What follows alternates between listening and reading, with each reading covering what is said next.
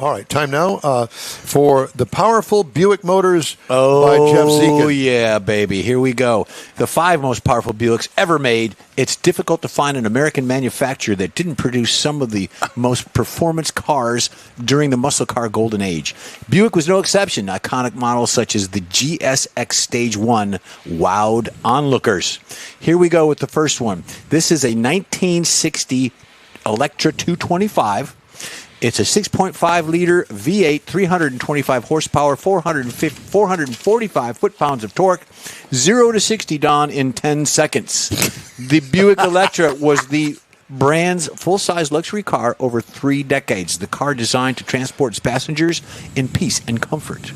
So the next one we have here is a 1971 Buick Riviera GS. Look at that bad boy. 7.5-liter V8, 330 horsepower, 455 foot-pounds of torque, 0 to 60 in what? 8.1 seconds.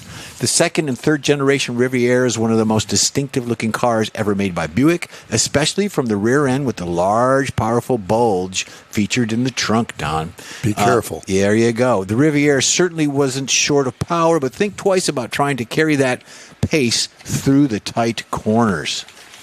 Next one we have is the 1970 Electra. It's just a beautiful car. Look at that. 7.5-liter V8, 370 horsepower, 510 on the foot-pounds of torque with a 0 to 60 at 7.1, Mike.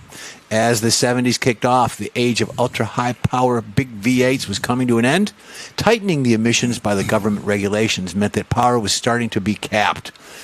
The manufacturers pushed on, though.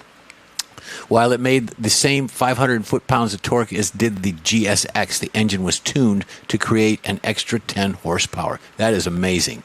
The next one we have is a 65 Riviera. Got a pattern here. This one is a 7-liter V8. It is 360 horsepower, 465 foot-pounds of torque, 0 to 60 in 8.0 seconds.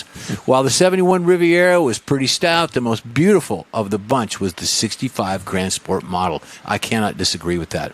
Buick made it possible for a pair of rabid 4-barrel carburetors and dual exhaust system. Limited slip diff also came as part of the deal, while heavy-duty suspension was also available as an option to ensure to tackle the bends around effectively. So there you go with that. That's a beauty. And the last one we have, this one brings back to reminiscent of my heart. My Aunt Jean had one of these cars. My cousin Douglas, who's a friend of the show, this was a beautiful car. I love this car. It's a 7-liter V8, 360 horsepower, 465 foot-pounds of torque, 0 to 60 in 6.5 seconds. I think you need a roll cage or something like that.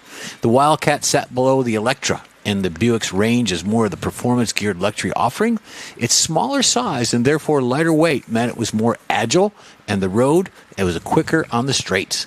So the Super Wildcat GS was a handy sleeper. It looked largely like a normal model, but with the sportier wheels, that puppy gave it away. There you go. Very nice, yeah. I remember the Wildcats when they first came out. And well, that was a bonus shot. Yeah, that Wildcat Thank you, Michael. was really a nice-looking car. Okay.